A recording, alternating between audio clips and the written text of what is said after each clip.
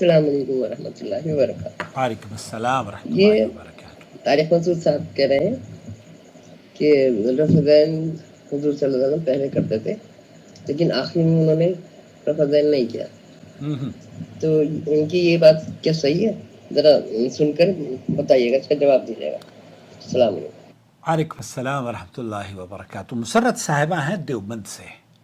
اور دیوبندی ہونے کے ناطے سے یہ بہت اہم بات ہے کہ کم از کم رفع دین کرنا بھی شروع کر دیا ہے اور احادیث پر عمل بھی کرنے لگی ہیں۔ آپ دیکھ رہے ہیں نور ٹی وی جدہ، اور میں ہوں آپ کا دوست، آپ کا ہوسٹ محمد عاقل، جدہ سے، مملکت سعودی عرب۔ دراصل مفتی طارق مسعود صاحب اور کئی اہل علم اس سلسلے میں آپ نے مساجد میں اکثر گفتگو کرتے ہوئے علماء کو سنا بھی ہوگا، اور بلکہ جو مساجد کے علاوہ بھی جو مجالس ہوتی ہیں نا، نجی مجلسیں، ان میں اس پر بحث و مباحثہ بھی ہوتا ہے۔ خاص طور پر جیسے مولانا مفتی طارق مسعود صاحب ہیں، وہ اس بات پر زور دے رہے ہیں اپنی ویڈیو میں کہ نبی کریم صلی اللہ علیہ وسلم نے اپنی حیات طیبہ کے آخری ایام میں رفع یدین کا عمل ترک فرما دیا تھا، اور وہ اہل کوفہ کے عمل کو ترجیح دیتے ہیں، اور حضرت عبداللہ ابن مسعود رضی اللہ تعالیٰ عنہ کے فتاویٰ کو اس موقف کے حق میں پیش بھی کرتے ہیں۔ دوستو، بھائیوں اور بہنوں، لیکن سوال یہ پیدا ہوتا ہے کہ کیا واقعی نبی کریم صلی اللہ علیہ وسلم نے آخر میں رفع دین ترک کر دیا تھا؟ اور اگر ایسا ہوتا تو کیا اس کے آثار صحابہ اکرام کے اعمال میں واضح طور پر موجود نہ ہوتے؟ آئیے ہم اس دعوے کا تحقیقی مختصر جائزہ لینے کی کوشش کرتے ہیں اور دلائل کی روشنی میں حقیقت کو سمجھنے کی کوشش کرتے ہیں۔ امید ہے کہ مفتی طارق مسعود صاحب اور ان کے چاہنے والوں کے دل میں اتر جائے میری بات۔ آمین آمین یا رب العالمین۔ سب سے پہلی بات جو میں آپ کی خدمت میں پیش کرنا چاہتا ہوں، حضرت وائل ابن حجر رضی اللہ تعالی عنہ کی وہ حدیث جسے مختلف اہل علم نے، مختلف محدثین نے نقل کیا ہے۔ حضرت وائل ابن حجر ان خوش نصیب صحابہ میں سے ہیں جو نبی کریم صلی اللہ علیہ وسلم کی زندگی کے آخری دور میں اسلام لائے۔ مورخین کے مطابق آپ 9 ہجری میں مسلمان ہوئے اور مدینہ مکرمہ، مدینہ منورہ میں آ کر نبی کریم صلی اللہ علیہ وسلم کے ساتھ نمازیں ادا کی۔ لہذا اگر رفع دین کا عمل رسول اکرم صلی اللہ علیہ وسلم نے آخر میں ترک کر دیا ہوتا تو حضرت وائل ابن حجر کو ضرور اس کا علم ہوتا، مگر وہ اس کے برعکس، برخلاف ایک تفصیلی اور واضح حدیث بیان کرتے ہیں۔ وہ کیا کہتے ہیں؟ عن وائل بن حجر انه رأى النبي صلی اللہ علیہ وسلم رفع يديه حين دخل في الصلاة وكبر ثم، پھر یہ اللہ کے رسول صلی اللہ علیہ وسلم کی وہ حدیث بیان کر رہے ہیں۔ دیکھیے، حضرت وائل بن حجر 9 ہجری میں مسلمان ہوئے۔ کہتے ہیں کہ انہوں نے نبی کریم صلی اللہ علیہ وسلم کو دیکھا کہ جب آپ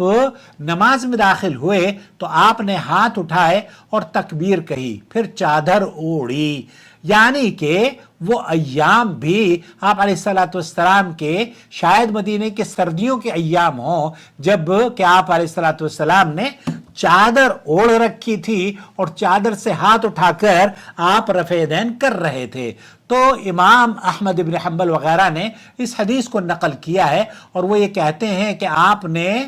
ہاتھ اٹھائے اور تکبیر کہی، پھر چادر اوڑھی، پھر دایاں ہاتھ بائیں ہاتھ پر رکھا، جب رکوع کا ارادہ فرمایا تو ہاتھ باہر نکالے، پھر چادر سے ہاتھ باہر نکالے، پھر انہیں اٹھایا، تکبیر کہی اور رکوع کیا۔ جب فرمایا سمع اللہ لمن حمیدہ، تب پھر آپ ہاتھ اٹھائے، جب سجدے میں گئے تو دونوں ہاتھوں کے درمیان سجدہ کیا۔ اس حدیث سے اس بات کی وضاحت ہو گئی ہے، ایک تو یہ کہ دایاں ہاتھ بائیں ہاتھ کی کلائی اور بازو پر رکھا جائے گا، دوسرے یہ کہ آپ علیہ الصلوۃ والسلام وائل ابن حجر کی حدیث کے مطابق چادر آپ نے اوڑھی ہوئی تھی اور مدینہ منورہ میں نبی کریم صلی اللہ علیہ وسلم کے یہ صحابی اس قدر نبی کی نماز کے شوقین، کیونکہ اللہ کے رسول صلی اللہ علیہ وسلم نے فرمایا کہ نماز ویسے پڑھو جیسے مجھے پڑھتا ہوا دیکھتے ہو، تو آپ علیہ الصلوۃ والسلام کو پڑھتے ہوئے وائل ابن حجر نے 9 ہجری میں دیکھا۔ وہ کہتے ہیں رفع دین آپ نے کیا، اللہ اکبر۔ اب مفتی طارق مسعود صاحب اگر یہ کہیں کہ نبی کریم صلی اللہ علیہ وسلم نے عبداللہ ابن مسعود کا جو موقف ہے، مفتی طارق مسعود یہ کہتے ہیں کہ کوفہ کے لوگوں نے حضرت علی اور حضرت عبداللہ ابن مسعود سے نماز سیکھی اور ان کے درمیان رفع دین کا ترک گویا اجماعی عمل بن گیا۔ وہ اسے اس بات کی دلیل بناتے ہیں کہ نبی کریم صلی اللہ علیہ وسلم کا یہ آخری عمل ترک رفع یدین تھا۔ حالانکہ مختلف احادیث میں ایسے بھی واقعات یا ایسی حدیثیں ملتی ہیں جو کہ عبداللہ ابن مسعود رضی اللہ تعالی عنہ ہی یہ فرمایا کرتے تھے کہ رکوع میں دونوں ہاتھوں کو گھٹنوں کے درمیان یا دونوں پیروں کے درمیان رکھا جائے گا۔ نبی کریم صلی اللہ علیہ وسلم ایسے ہی رکھا کرتے تھے۔ تو عبداللہ ابن مسعود کی بات آپ بغیر دلیل کے جو صحیح سند کے ساتھ آپ تک پہنچتی ہے وہ تو آپ لے نہیں رہے، اور جو حدیثیں ضعیف ہیں جو کہ ترمذی اور ابو داؤد اور دیگر محدثین نے اس میں یہ کہا ہے کہ یہ جو رفع دین نہ کرنے کی حدیث ہے عبداللہ ابن مسعود والی، عبداللہ ابن مبارک یہ کہتے ہیں کہ لم یثبت، یہ تو ثابت ہی نہیں ہے۔ بہرحال ان کا جو دعویٰ ہے اس کے اندر بہت ساری کمزوریاں پائی جاتی ہیں۔ کوفہ کے بعض تابعین اگر رفع دین نہیں کرتے تھے جیسے کہ آپ نے بیان کیا ہے تو یہ اجماع نہیں کہلاتا دوستوں۔ اجماع کا درجہ تب بنتا ہے جب تمام صحابہ کسی ایک قول پر متفق ہوں، جبکہ بخاری اور مسلم کی صحیح احادیث میں ہمیں یہ علم ہوتا ہے کہ نبی کریم صلی اللہ علیہ وسلم کی بلکہ تمام احادیث کی کتابوں میں جب ہم دیکھتے ہیں تو 10 مبشرہ اور دیگر صحابہ نبی کریم صلی اللہ علیہ وسلم کی اس حدیث پر عمل کرتے ہوئے نظر آتے ہیں کہ آپ علیہ الصلوۃ والسلام رکوع میں جاتے وقت اور رکوع سے سر اٹھاتے وقت رفع یدین کیا کرتے تھے۔ تو جو بڑے جلیل القدر صحابی ہیں ان سے صحیحین کے اندر نبی کریم صلی اللہ علیہ وسلم کی صحیح روایت کرنے کی عمل، آپ کا رفع یدین کرنے کا عمل موجود ہے۔ اب صحیح حدیثوں کو اس پر عمل کرنا اور ضعیف یا ان موضوعات کو یا اس موقف کو جو کہ امت میں چند لوگوں کی وجہ سے آپ یہ کہتے ہیں کہ یہ اجماع ہے، یہ اجماع نہیں ہے۔ اجماع ہوتا تو بخاری اور مسلم اور احادیث کی دوسرے جو بڑے مصنف ہیں جنہوں نے صحیح احادیث جمع کی ہیں وہ اس کا ضرور تذکرہ کرتے۔ عبداللہ ابن مسعود کی طرف رفع دین کی روایت دراصل ضعیف ہے۔ بعض آثار میں آتا ہے کہ حضرت ابن مسعود رفع دین نہیں کیا کرتے تھے، مگر یہ آثار یا تو ضعیف سند ہیں یا ان میں صراحت نہیں ہے کہ وہ کب اور کیوں ترک کرتے تھے۔ امام بخاری نے اپنی کتاب میں جس کا نام انہوں نے جزء الرفع یدین لکھا ہے اس میں تفصیل سے اس کا رد کیا ہے اور اس موقف کو غلط ثابت کیا ہے اور صحیح احادیث کو مقدم قرار دیا ہے۔ خود حضرت علی رضی اللہ تعالی عنہ سے امام بیہقی وغیرہ نے نقل کیا ہے کہ وہ رفع یدین کیا کرتے تھے۔ لہذا یہ کہنا کہ حضرت علی نے ترک رفع یدین سکھایا تاریخی اور حدیثی لحاظ سے یہ درست بات نہیں لگتی، اور یہ جو دلائل ہیں اس سے بالکل متصادم نظر آتی ہے۔ ایک اور بات، کوفہ کا جو علم حدیث کا مرکز ہے وہ یہ کہتے ہیں، اس پہ دعویٰ کر رہے ہیں کہ کوفہ کا جو، حالانکہ وہ خود یہ کہہ رہے ہیں کہ بخاری اور بخاری شریف جو ہے وہ کوفہ سے چل کر آئی ہے۔ اب بخاری شریف اصح الکتاب بعد کتاب اللہ فی الارض، جو صحیح ترین کتاب ہے وہ کوفہ سے چل کر آئی ہے۔ اب آپ کو کوفہ کی وہ حدیثیں جو صحیح بخاری اور مسلم میں موجود ہیں اس پر عمل نہ کرنے کی جو آپ نے منطق نکالی ہے وہ بھی درست نہیں ہے۔ یہ بات کہی جا سکتی ہے کہ کوفہ علم حدیث کا بڑا مرکز رہا ہے یا بڑے علماء وہاں پر جمع تھے، لیکن وہاں یہ کہنا کہ محدثین میں بھی رفع دین کرنے والوں کی کثرت نہ کرنے والوں کی کثرت تھی تو یہ بات درست نہیں ہے، بلکہ محدثین کا اس بات پر یہ امام ابو حنیفہ رحمۃ اللہ علیہ سے جو لوگ تعلق رکھتے تھے، لیکن امام سفیان ثوری اور امام شعبہ اور امام اعمش، عبداللہ ابن مبارک، یہ سب لوگ بھی جناب رفع دین کے قائل تھے، تو اس لیے یہ کہنا کہ وہاں پر اجماع ہو گیا تھا رفع دین کا، یہ بھی موقف درست ہے۔ لہذا یہ کہنا کہ کوفہ میں رفع دین متروک ہو گیا تھا ایک مغالطہ آمیز دعویٰ ہے۔ ایک اور چیز جو آپ کی خدمت میں آپ نے شاید سنی ہو کہ جناب یہ تو بت لایا کرتے تھے صحابہ، بہرحال یہ کسی کتاب میں نہیں ملتا، بتوں کی کہانی تو من گھڑت کہانی ہے۔ ایک اور چیز اپنے آپ کی خدمت میں پیش کروں، اگر رفع یدین، دیکھیے ہمارے یہاں جو بخاری شریف میں نے کئی مرتبہ اپنے ویورز کو دکھائی ہے، وہ ویڈیو آپ دیکھ لیجئے کہ حدیث کیا رفع یدین منسوخ ہے، وہ ویڈیو اگر آپ دیکھیں گے تو اس میں نے میری اپنی لائبریری سے دکھایا ہے کہ حنفی عالم دین یہ کہتے ہیں دیوبندی کہ رفع یدین کرنے کی روایات 15 احادیث ہیں اور صحیح سند کے ساتھ محدثین نے نقل کی ہیں، اور وہی یہ کہتے ہیں کہ رفع یدین نہ کرنے کی روایت ایک بھی صحیح سند کے ساتھ ثابت نہیں ہے۔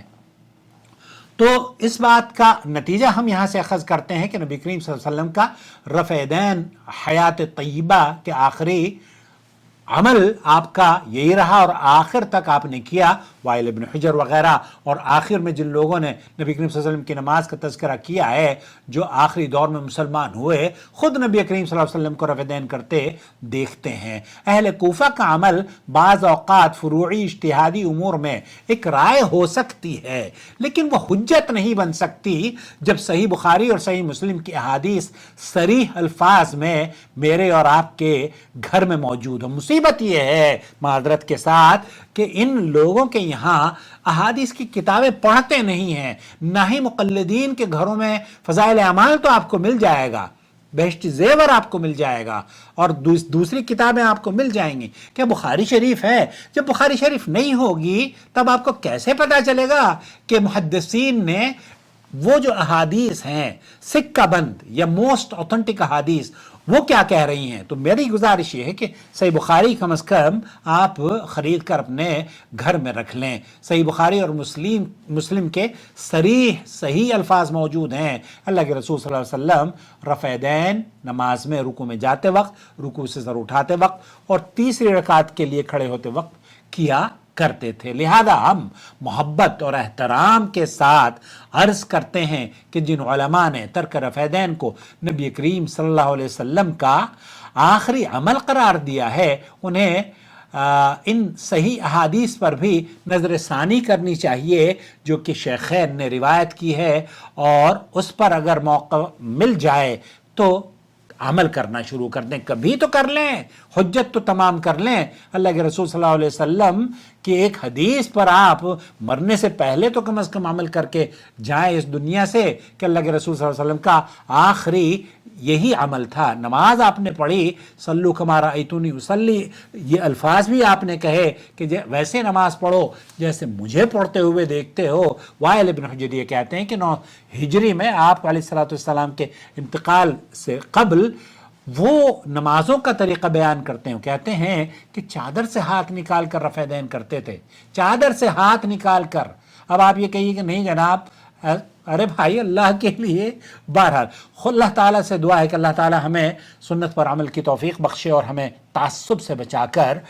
علم کے ساتھ حق کو پہچاننے کی توفیق عطا فرمائے۔ یہ دعا ضرور کیا کریں، اللہم ارنا حق حقا، اے اللہ اللہم ارنی حق حقا وارزقنا اتباعہ، اے اللہ مجھے حق کو حق سمجھ کر اسے عمل کرنے کی توفیق بخش دے، وارنی باطل باطلا وارزقنا اجتنابہ، اور مجھے باطل کو باطل سمجھ کر چھوڑنے کی، بیزاری کرنے کی، اس سے بچنے کی توفیق عطا فرما۔ آمین کہیے۔